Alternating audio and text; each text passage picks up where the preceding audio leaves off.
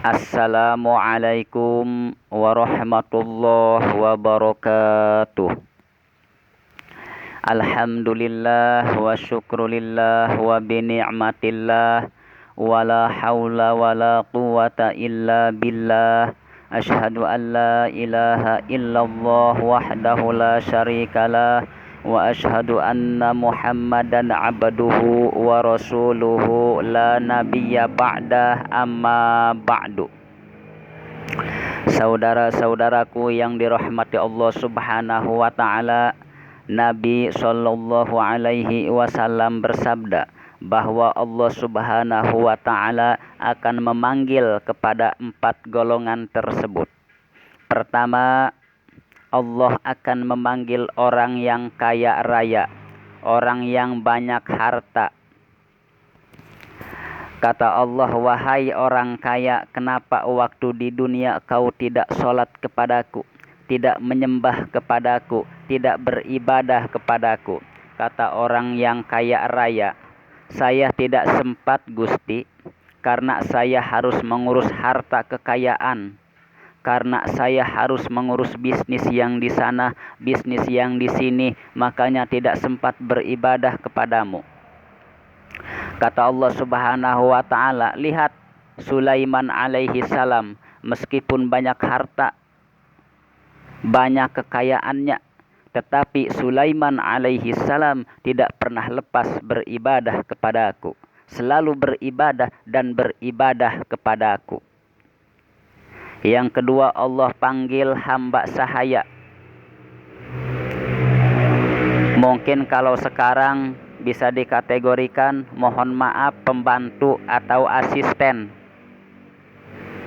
Dipanggil oleh Allah Subhanahu wa taala, wahai hamba sahaya, kenapa kau tidak beribadah kepadaku, tidak sholat, tidak menyembah kepadaku?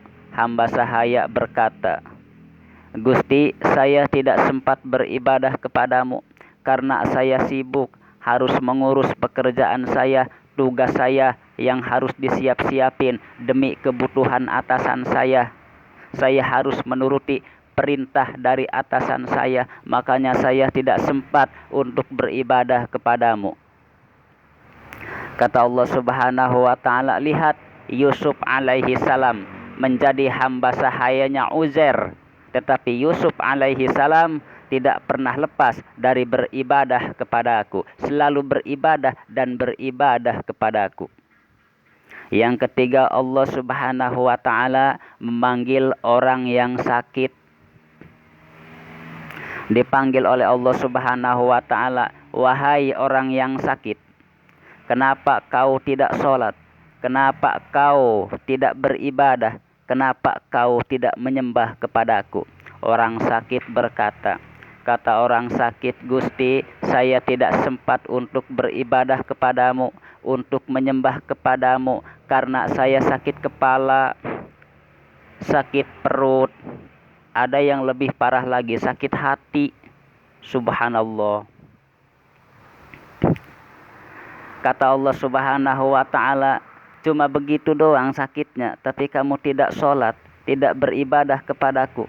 Lihat Ayub alaihi salam. Nabi Ayub diberi ujian oleh Allah Subhanahu wa taala. Sakitnya yang tiada kira, tetapi selalu beribadah kepadaku, kata Allah Subhanahu wa taala. Bahkan dalam satu riwayat, tubuh Nabi Ayub alaihi salam hampir habis digerogoti ulat. Nabi Ayub munajat kepada Allah Subhanahu wa taala, ya Rob, jika tubuh ini akan hancur, akan habis digerogoti ulat, silahkan, tapi tolong sisakan lisan dan hatiku. Untuk apa lisan? Untuk menyebutmu. Untuk apa hati? Untuk zikir kepadamu. Subhanallah, selalu berzikir dan berzikir kepada Allah Subhanahu wa taala, beribadah terus kepada Allah Subhanahu wa taala meskipun diberi ujian oleh Allah Subhanahu wa taala, yaitu berupa sakit. Yang keempat, Allah Subhanahu wa taala akan memanggil orang fakir.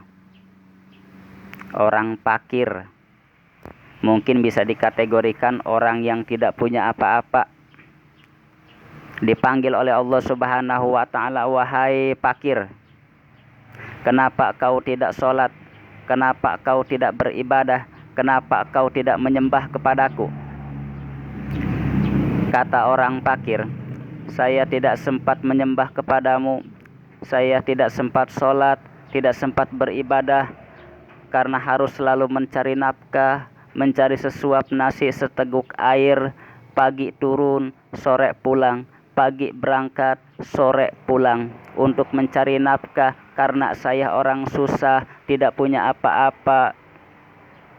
Kata Allah Subhanahu wa ta'ala, lihat Isa alaihi salam tidak punya apa-apa, tetapi selalu beribadah kepadaku.